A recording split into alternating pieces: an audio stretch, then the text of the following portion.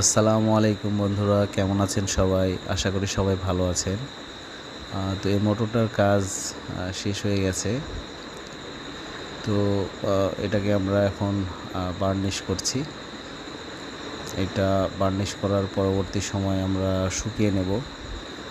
কয়েলটা শুকিয়ে নেওয়ার পরে আমরা এটাকে ফিটিং করব।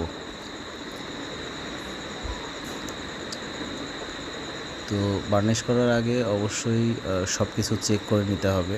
কয়েল কানেকশনগুলা প্লাস আপনার কয়েল সেপারেশনগুলা যে সেপারেট হয়ে আছে কিনা, তারপরে ভেতরে কোনো পেপার ছেড়ে আছে কিনা।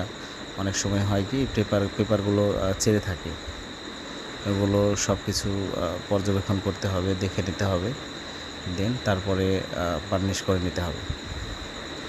বার্নিশ করার পরে এটাকে প্রপার শুকাইতে হবে, তারপরে ফিটিং।